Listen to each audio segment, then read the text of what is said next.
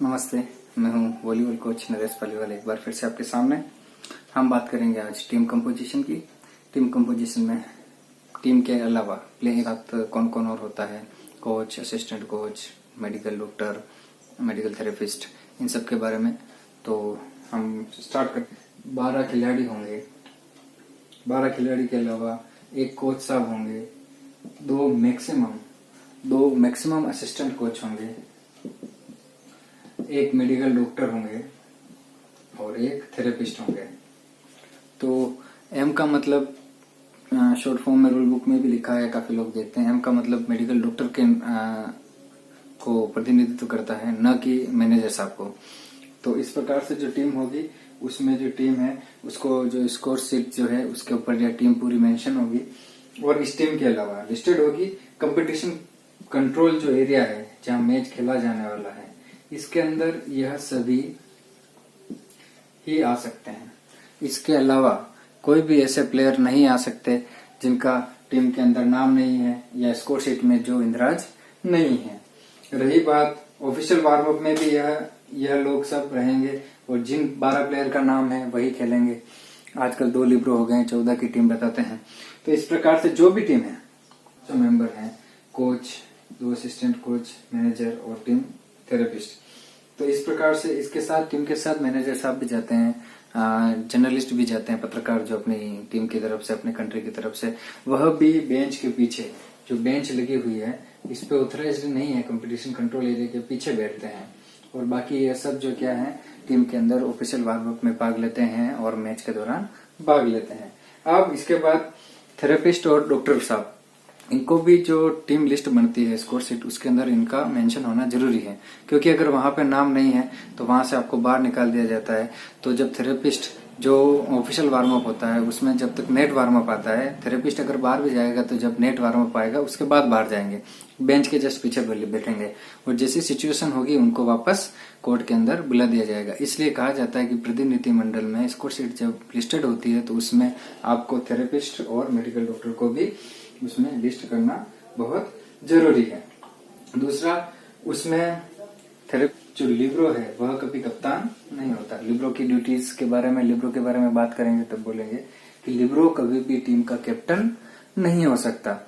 तो अगर Libre captain नहीं हो सकता तो लिब्रो को अलग से हमें मेंशन करना पड़ता है कि लिब्रो टीम का कौन सा मेंबर है।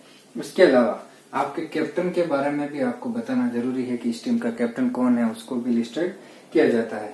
जब हम स्कोर शीट भरेंगे तो इन दोनों को कैसे लिस्टेड करना है उसके बारे में आपको बताएंगे।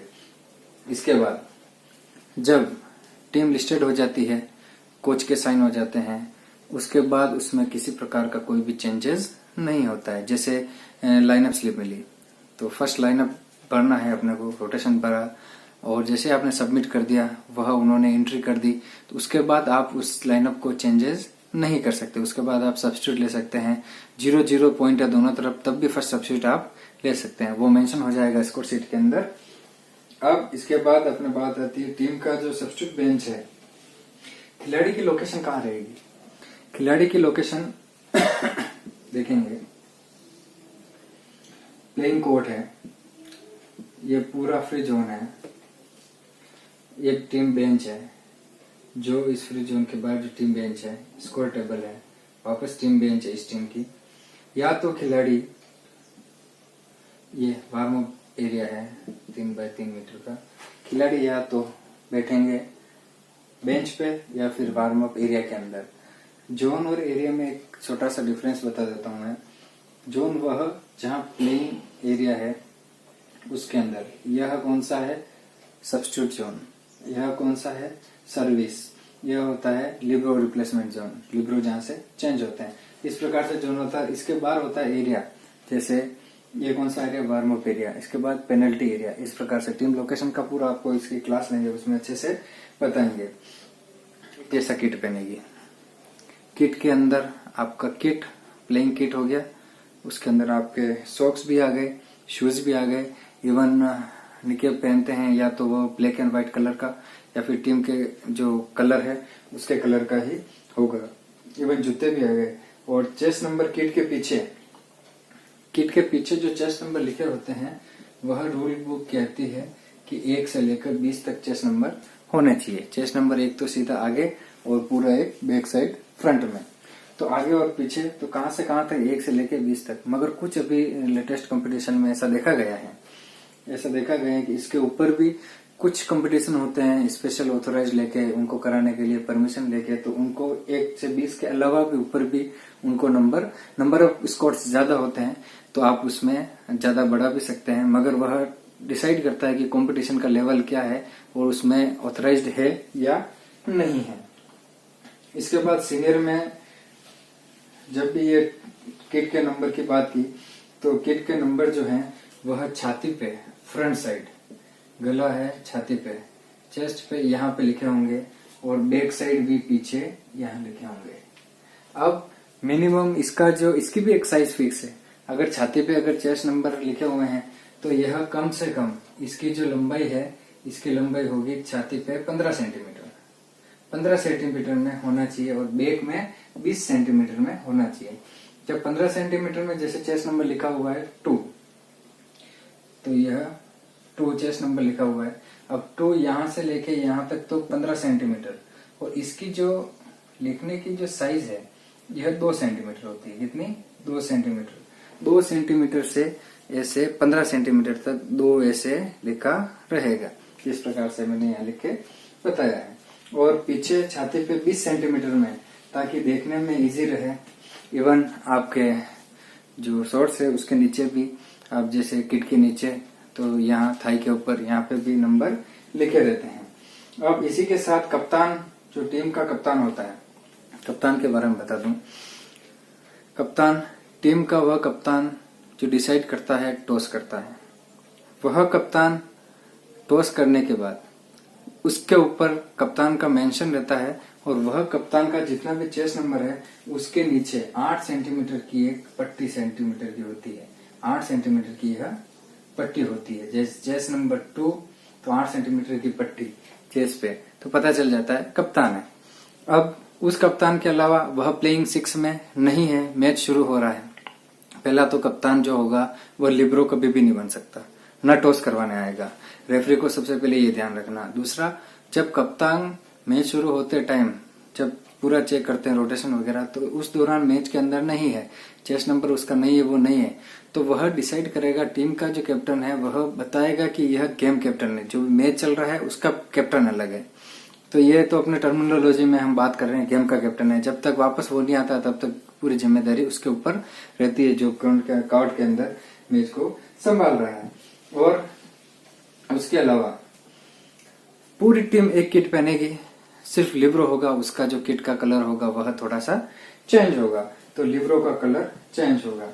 अब बहुत से ऐसे प्रॉब्लम आते हैं, मुझे इक्विपमेंट चेंज करना है, टी शर्ट चेंज करनी है, मैच चल रहा है, टी शर्ट ज्यादा गीली हो गई, तो अब क्या करेंगे? तो टी शर्ट गीली हो गई है, तो उसी कलर की टीम के जिस कलर की टी शर्ट है उसी कलर की और उसी नंबर की संख्या भी वही होनी चाहिए। 2 नंबर की संख्या है तो 2 नंबर की संख्या के समान ही होता है। समान कलर, समान डिजाइन और समान संख्या के आधार पे ही आपको टी शर्ट पहननी होती है। अगर गीली हो जाती है, एक क्षतिग्रस्त हो जाती है। दूसरा, बहुत से प्लेयर, जनरली मैं छोटे लेवल की बात कर रहा हूँ जहाँ पे आउटडोर स्टेडियम है और नंगे पांव खेलने का परमिशन है, तो नंगे पांव के लिए तो वह फर्स्ट रेफरी से परमिशन लेगा। ये अपना अधिकार क्षेत्र नहीं है। जैसे नंगे पांव खेलना है और सब मेरे को नंगे पांव में तो ऐसे ही खेलता हूँ, आप ऑथराइज्ड नहीं है। फर्स्ट रेफरी फिर भी डिसाइड करके देख सकता है कहीं चोट लगी हुई है या किसी भी केस में, वो फर्स्ट रेफरी के ऊपर है। लोकल टूर्नामेंट में, बड़े लेवल पे तो ऐसा जनरली कहीं होता ही नहीं है। छोटे लेवल की हम बात कर रहे हैं। अगर छोटे लेवल पे किसी भी हालत में अगर आपको नंगे पैर अगर खेलना पड़ जाए तो फर्स्ट रेफरी से पूछना पड़ेगा। अब वो उसके अधिकार क्षेत्र में है, अगर वो आपको खेलने दे या ना दे। अगर उससे आपको चोट भी लग सकती है, सरफेस कैसा है, नंबर 1। नंबर 2, अगर वो परमिशन नहीं देता है, ये उसका खुद का अधिकार क्षेत्र है। एक एग्जांपल देता हूँ जनरल सा। आपकी पर्सनल कार है, आप जा रहे हो, तो वो पर्सनल कार में आप किसी को बिठाओ या ना बिठाओ, किसके ऊपर डिपेंड करता है? ड्राइवर के मालिक के ऊपर, जो मालिक है उसका, जो गाड़ी चला रहा है। तो ऐसा आप उसके ऊपर केस नहीं कर सकते कि मेरे को उसने बिठाया ही नहीं। इसी प्रकार से नंगे पांव, अगर फर्स्ट रेफरी ने मना कर दिया तो आप उसके ऊपर ऑब्जेक्शन नहीं लगा सकते कि आपने मेरे को खेलने के लिए मना क्यों किया, क्योंकि उसके अधिकार क्षेत्र में वो आपको भले खेलने दे या ना खेलने दे। तो नंगे पांव खेलने हेतु वह अधिकृत फर्स्ट रेफरी होता है, वह खेलने देगा या नहीं खेलने देगा। अब कहीं कहीं होता है बहुत से ऐसे इक्विपमेंट होते हैं जिनको पूरा हम डाल के सर्दी गर्मी मौसम के अनुसार उसको पहने, तो ये पहन सकते हैं क्या? बिल्कुल आप पहन सकते हो, मगर उसका एक्स्ट्रा एडवांटेज आपको नहीं मिलना चाहिए। कुछ ऐसी चीज नहीं पहननी जिससे आपको एक्स्ट्रा एडवांटेज मिले, बाकी अदरवाइज आप उसको पहन सकते हो। जैसे आजकल टाइटी वगैरह बहुत सी चीजें चल रही है, शरीर को ढकने के लिए अंदर काम आ रहा है। दूसरा, फैब्रिक ऑब्जेक्शन हो जाता है। काफी चीजें ऐसी होती है, जैसे लेंस है, चश्मा पहन के खिलाड़ी खेलता है। सर मैं चश्मा पहन के खेल सकता हूँ या नहीं खेल सकता हूँ, उसके ऊपर है। आप अगर ऐसी चीज पहनते हैं जिससे आपको चोट लगने की संभावना है, तो आप किसी भी कंडीशन में लेंस या चश्मा पहनते हैं, वो आपके ऊपर डिपेंड करता है। वह अगर उसके चोट लग जाती है तो वह आपके ऊपर नहीं डिपेंड करता है। अगर किसी को किसी प्रकार की कोई चोट लगी तो आपके ऊपर डिपेंड करेगा कि आप उस चश्मे को पहनने हैं, तो वो रेफरी की या ऑर्गेनाइजिंग कमेटी की कोई जिम्मेदारी नहीं है। रेफरी की ये ड्यूटी जरूर है कि आप उससे एक्स्ट्रा एडवांटेज तो नहीं ले रहे हैं, कहीं कृत्रिम कोई आप उसका एक्स्ट्रा एडवांटेज ले रहे हैं, तो ऐसी चीज का तो आप उपयोग कर ही नहीं सकते। और रही बात खिलाड़ी के नी पैड की, नी पैड जो आते हैं, नी पैड्स, यह भी अपने जर्सी के अंदर पूरे किट के अंदर ही आते हैं। तो सेम कलर के होने हैं, कलर की बात पूरी हो गई। अब नी पैड को हम चोट से बचाव के लिए ले रहे हैं, और नी पैड से अपने को कहीं एक्स्ट्रा एडवांटेज भी ज्यादा नहीं हो रहा था। चोट से बचने के लिए इस प्रकार के जो भी इक्विपमेंट है, जो हम वियर्स जो हम पहन के खेलते हैं, इस प्रकार के जो जितनी भी चीजें हैं उन सबको हम उपयोग कर सकते हैं। तो ये भी समान कलर का होना चाहिए। तो इक्विपमेंट के बारे में ऐसी छोटी छोटी चीजें हैं। उसके बाद बात चल रही थी अपने कैप्टन की, तो 2-4 कैप्टन के रिगार्डिंग में 2-4 एक्स्ट्रा बात और आपको बताना चाहूंगा। कैप्टन होता है टीम कैप्टन, गेम कैप्टन। उसके अलावा जनरली वॉलीबॉल कोर्ट के अंदर जो दोनों कैप्टन के अलावा front court captain, back court captain, coaching के लाइन में हम टर्मिनोलॉजी यूज करते हैं। फ्रंट कोर्ट का जो कैप्टन होता है वह ड्यूरिंग ब्लॉक जो उसका कैप्टन होता है वह सेंटर ब्लॉकर होता है। दोनों ब्लॉकर को अपने साथ लेके चलता है, उनको गाइड करता है। और बैक रो का जो कैप्टन होता है वह लिब्रो होता है। यहाँ कहीं ऑथेंटिक नहीं है, कोचिंग पर्पज से मैं बता रहा हूँ। तो लिब्रो खुद रिस्पॉन्सिबिलिटी लेता है, नंबर 1। दूसरे प्लेयर को भी डायरेक्शन को, जो छोटे लेवल पे बैठते हैं, बड़े लेवल पे सबको पता ही है, उनको कोऑर्डिनेट करता है। फ्लोर डिफेंस वहां से मोटिवेटेड करता है, पावर देता है, विल पावर देता है, शाउटिंग करता है। और आगे जो मेन रिस्पॉन्सिबिलिटी ब्लॉकर है, सेंटर ब्लॉकर लेता है, जो ब्लॉकर पोजीशन खेल रहा है। और साइड में जो अपने असिस्टेंट ब्लॉकर है, ग्रुप ब्लॉक करेंगे, डबल ब्लॉक, ट्रिपल ब्लॉक, तो उसको पूरा गाइडेंस जो है, कौन सा कॉम्बिनेशन खिलाने वाला है, आगे के वाले की क्या स्ट्रेटेजी है, उसको पूरा जानने की जो अधिकारी है वह कैप्टन कौन होता है, ब्लॉकर करता है। और पूरी टीम को मैनेज करने का जो कैप्टन होता है, पूरी टीम को मैनेज करने का उसको है, वो होता है टीम का सेटर। जो सेटर होता है वो प्लेइंग मेकर होता है, वो पूरी टीम को चलाता है, चाहे कैप्टन कोई भी है। स्ट्रेटजी और प्लानिंग पूरा उसी के ऊपर चलती है। तो सेटर होता है वह पूरा प्लेइंग जो चल रहा है, जो हालात सिचुएशन चल रही है, उसका कैप्टन होता है। और बहुत से टाइप से कैप्टन जो सीनियर प्लेयर हैं वो भी अपना कैप्टनशिप का रोल अंदर अदा करते हैं कि सामने वाले की क्या स्ट्रेटेजी है, बाहर से कोच साहब आपको गाइड कर ही रहे हैं। तो फ्लोर कैप्टन जो होता है, अंदर फ्लोर कैप्टन भी कहते हैं उसे, तो वह फ्लोर कैप्टन होता है सेटर। तो हम कैप्टन की बात की, team captain, game captain, front zone captain, back zone captain, floor captain, तो ये काफी सारी कैप्टन की टर्मिनोलॉजी हमने बात की। तो इससे आगे भी हम जैसे जैसे ट्रेनिंग के अंदर चलेंगे तो आपको बताएंगे कि किस किस प्रकार से क्या क्या रिस्पॉन्सिबिलिटी है। आप इसी प्रकार सहयोग देते रहे। Thank you.